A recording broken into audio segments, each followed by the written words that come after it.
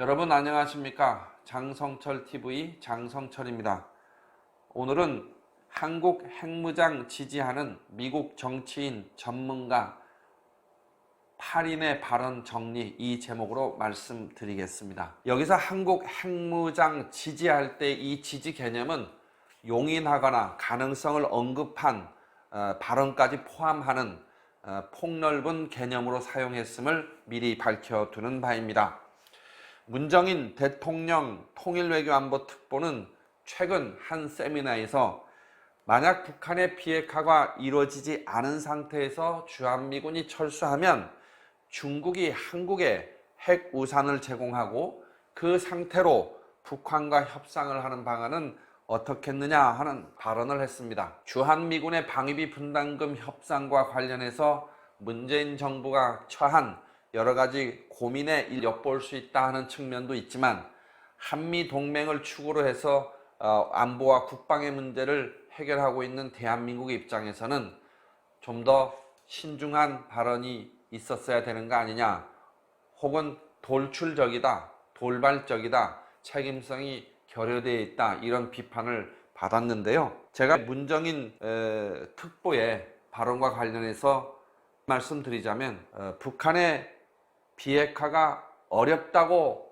판단이 된다면 주한미군의 철수 가능성이 높아지는 상황에서 독자적인 한국의 핵무장을 하는 게 어떻겠느냐, 이런 발언을 했으면 어땠을까 하는 그런 아쉬움이 있습니다.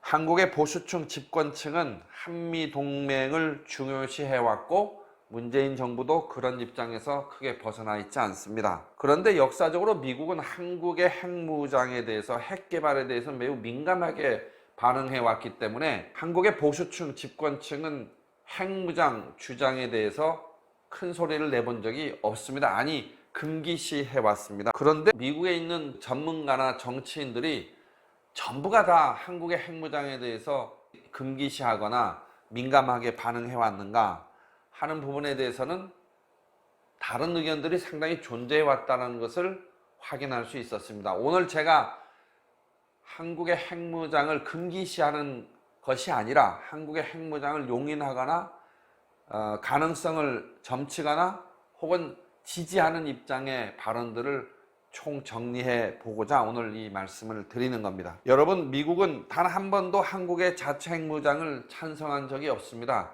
대신에 핵 확산, 핵 확장 억제 약속, 다시 말하면 미국의 핵으로 안보 범위 영역을 확장해서 그 확장된 지역의 안보를 지켜주는, 그래서 그걸 우리는 확장 억제 약속이라고 하고 혹은 핵우산 제공 약속이라고 하는데, 북한이 동맹국인 한국을 핵으로 공격할 경우에 미국 또한 핵으로 응수하겠다고 하는 핵 확장 억제 정책을 약속하면서 그 한국의 자체 핵무장에 대해서는 반대해오는 그런 입장을 가져왔습니다. 그런데 많은 전문가들이 북한의 ICBM이 개발되고 실전에 배치된 가능성이 있고 또 잠수함 발사 탄도미사일이 개발되고 있는 점들을 고려하면서 이런 이야기를 시작을 합니다.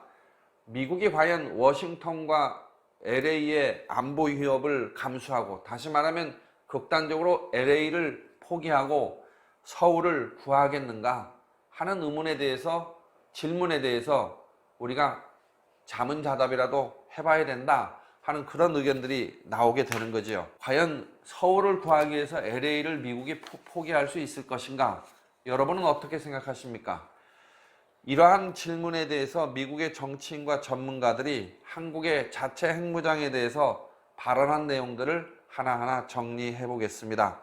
첫 번째, 펜실베이니아 주립대학 교수인 아서 웰던이 2014년 12월 일본에서 열린 한 세미나에서 이런 이야기를 했습니다. 워싱턴은 일본이 외부로부터 공격을 받게 되면 일본을 지킬 것이라고 말해왔지만 개인적으로 이 말을 믿고 있지 않다. 미국이 동맹국을 지키기 위해서 핵병기를 사용할 수 있을 것인가? 만일 도쿄가 공격을 받게 된다면 이에 대한 보복으로 미국이 핵무사일을 사용할 수 있을까? 답변한다면 노입니다. 여기서 아서 웰던 교수가 한 그 말은 뭐냐? 미국의 핵 우산 약속을 믿을 수가 없다. 신뢰성의 문제를 거론한 거죠.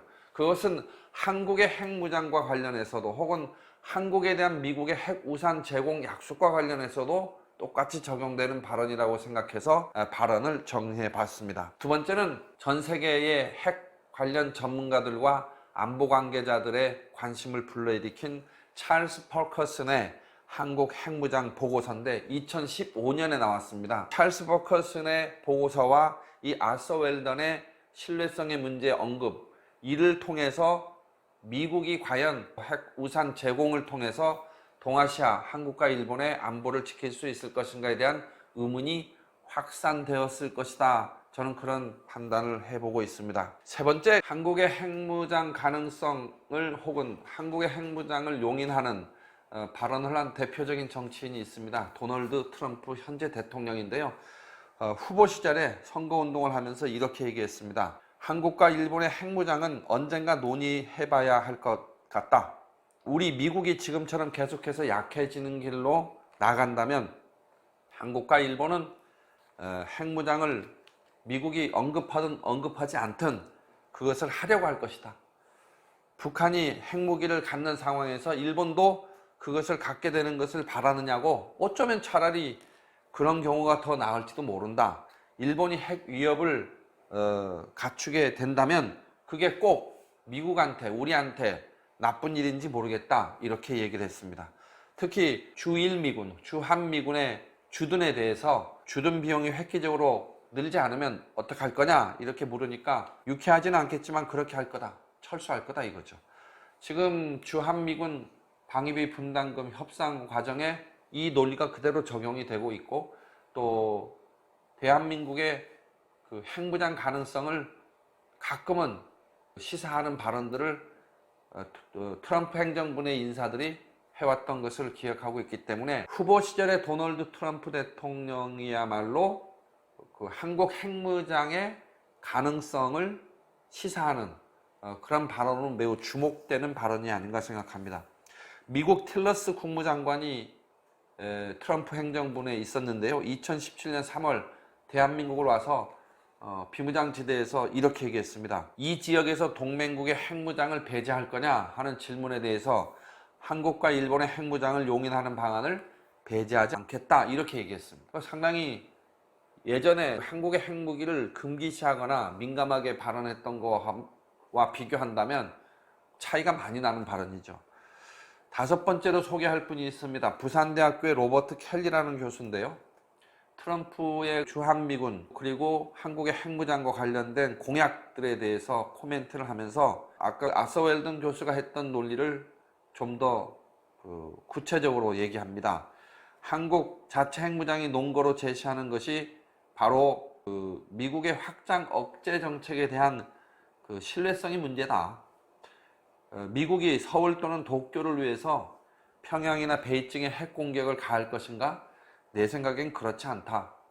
한국과 일본이 모두 안정적인 자유민주주의 국가고 핵무기의 복잡성을 다룰 만한 충분한 능력이 있기 때문에 핵무기를 가져도 된다. 동북아의 군비 경쟁은 한국과 일본이 핵무장을 하지 않는다고 해서 피할 수가 없다. 동북아시아의 군비 경쟁은 불가피하다 보는 거죠.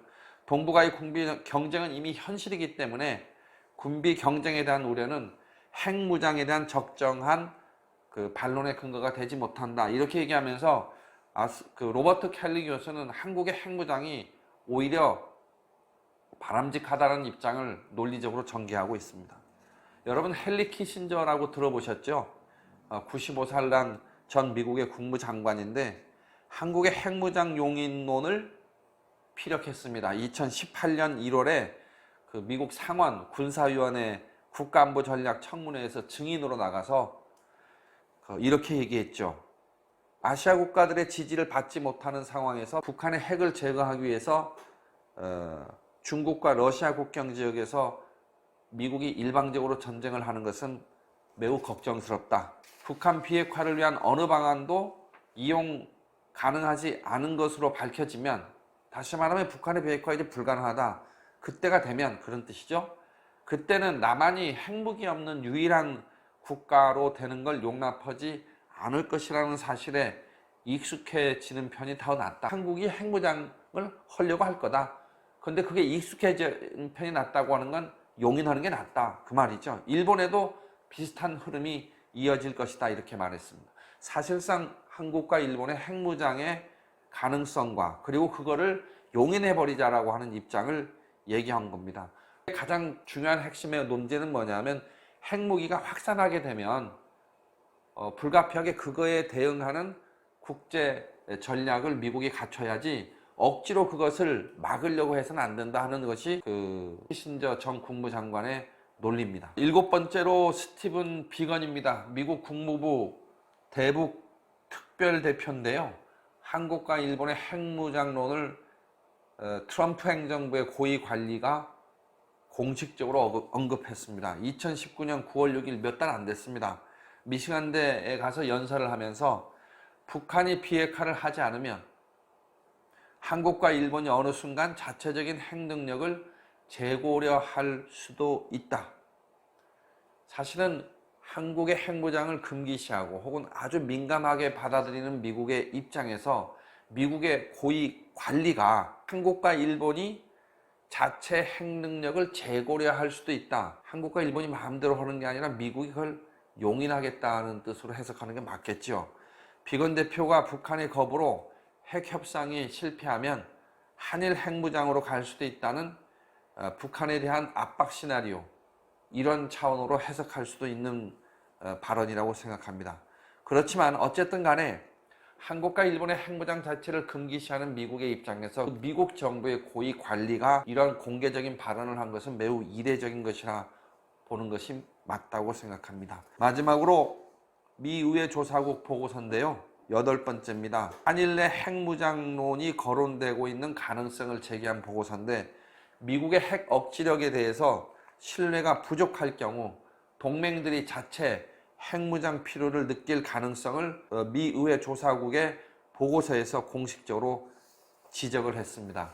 이 보고서에는 많은 분석가는 미국의 동맹들이 미국 핵무기의 신뢰성을 자신하지 못하면 할 수 없이 그들 자신의 핵무기를 획득해야 된다고 느낄지도 모른다고 주장했습니다. 여러분, 미국의 정치인과 학자와 의회 조사국에서 8가지의 발언을 정리해 봤는데요.